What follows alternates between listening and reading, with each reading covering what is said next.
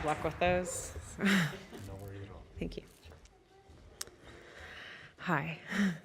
It's sinking. I said I have bad luck with those. Sorry about that. Nice to meet you.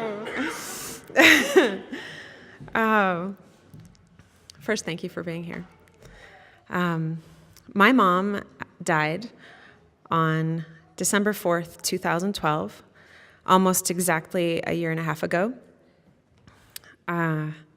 She died of fallopian tube cancer. It's a rare version, striking about 1,800 cases a year in the U.S. She was my best friend. She was brilliant. She was flawed, I mean, like all of us, but she sparkled. Her smile was amazing. She could sing like a bird. She taught me how to sing. She was a decorator for many years.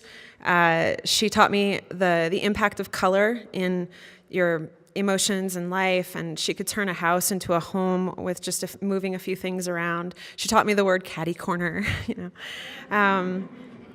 She was amazing. She had impeccable style. And later in her life, when she could afford it, she got great clothes. And at the end of her life, I'm skipping forward a little bit for you, but in the last week or so, she said, Jené, I want you to go to the closet, and I want you to, there are a few dresses hanging together there, but there's this black one, and that's what I want you to wear to my funeral. And I just nodded, and I went and I looked, and I didn't really look. And it's a good example of sort of this the dual nature of my upbringing and my relationship with my mom. One of her phrases was, if you've got it, honey, flaunt it. And this is that dress. On the day of her funeral, I put it on, and I was like, oh. Because it fit, and it's a little bit of a, if you've got it, honey, flaunt it dress. And you don't really expect your preacher's wife, mom, to pick out a va-va-voom dress for her funeral. And she was a preacher's wife. She was a Nazarene preacher's wife. I was a Nazarene preacher's daughter. The Nazarenes are the same denomination that James Dobson and Focus on the Family comes out of. It's a conservative, evangelical denomination. The doctrine is Methodism. It's holiness.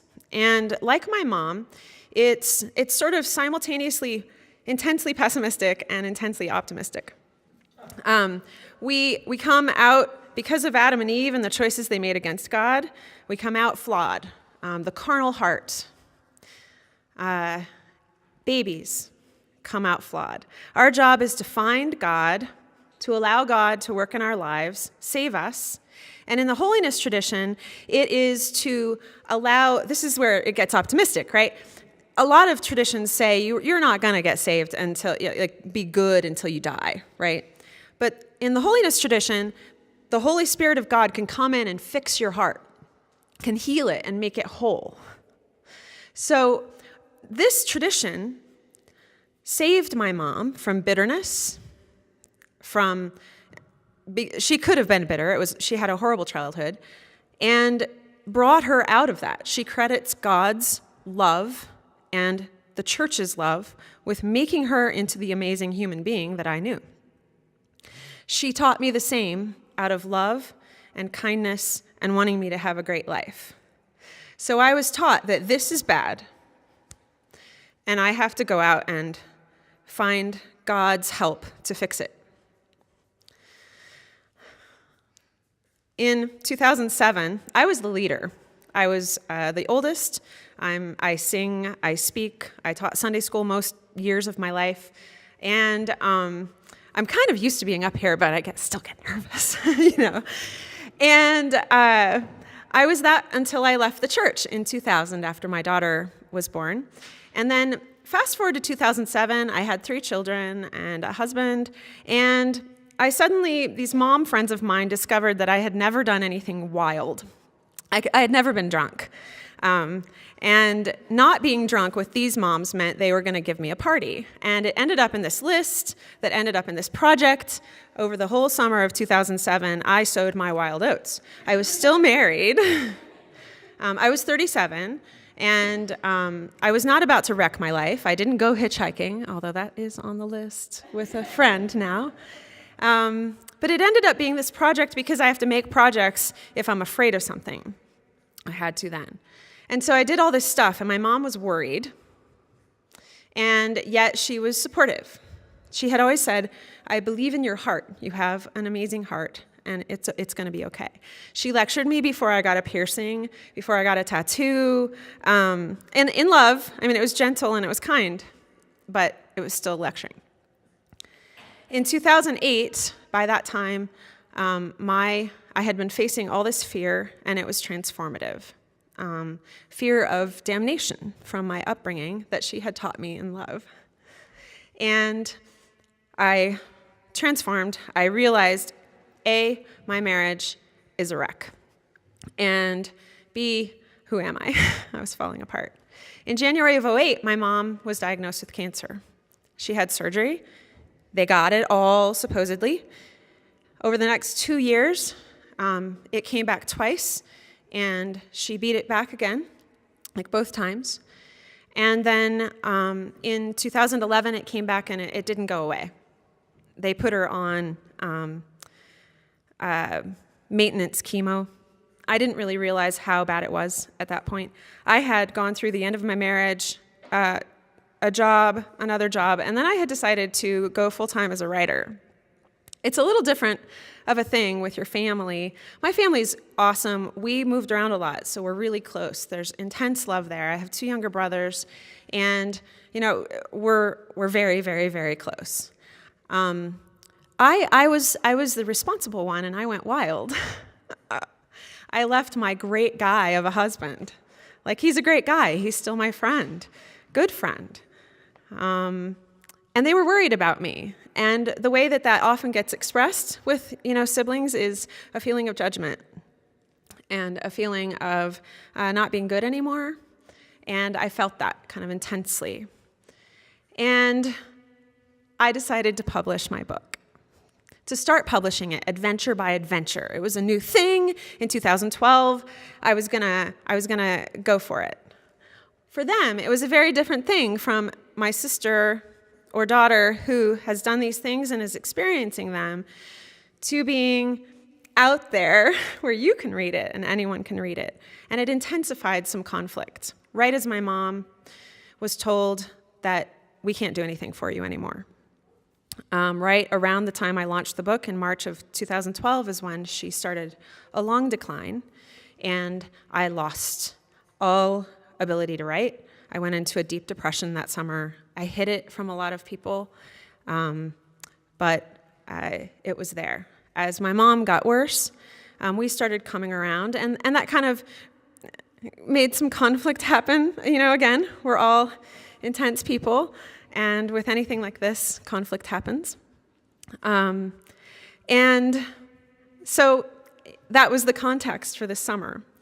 My mom, we had grown up kind of like poor, really, and over the years when my mom, through much later when she could afford pretty things because she had impeccable style and loved pretty things, she had jewelry and stuff, and I knew it was bad when she called my sister-in-law and I over to her house to go through her jewelry.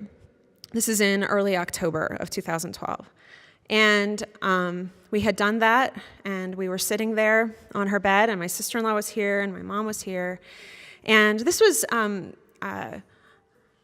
this is the first gift of the last months of her life, weeks of her life. She said, out of the blue, she says, girls, we spend so much time trying to be good and trying to be better people and trying to be like good people, when what we should really be doing is just being ourselves.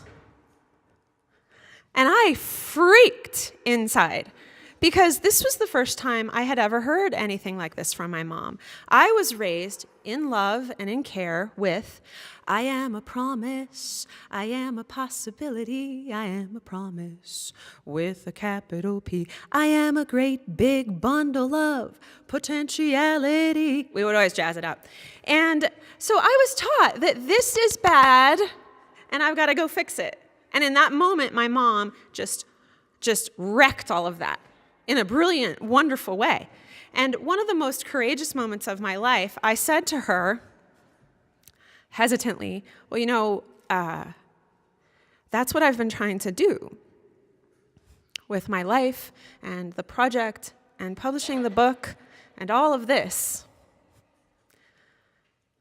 And I expected her to say, yeah, you just have to be careful, Jené, like to be concerned out of love. And instead what she said was, I know!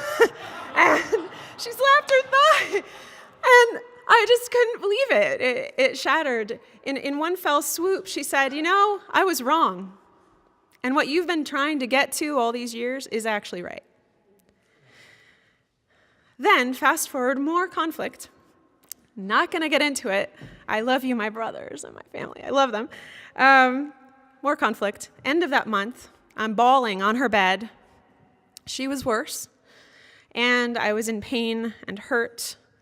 And she tried to make it okay. And then she said something that sticks with me almost every day and sometimes moments.